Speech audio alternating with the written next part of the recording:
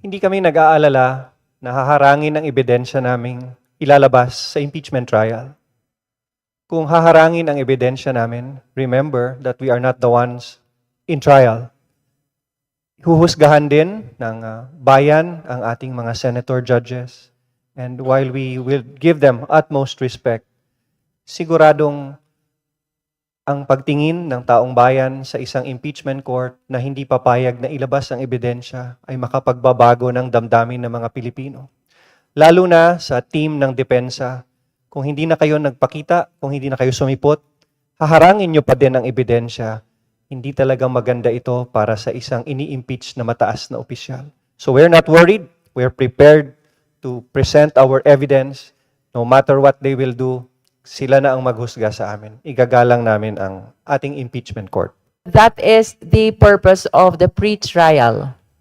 We are supposed to submit the list of witnesses as well as the list of evidence which will be presented during the trial, presentation of the prosecution's evidence.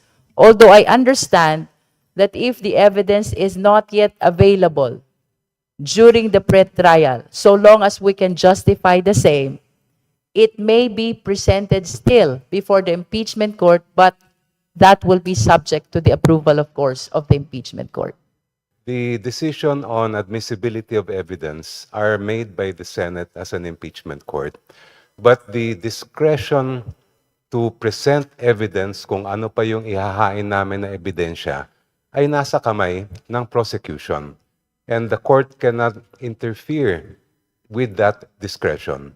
Kaya sa simula pa lang, kung gusto po namin na magtawag ng witness o kaya magpresenta ng mga dokumento, ay nasa sa prosecution po yon.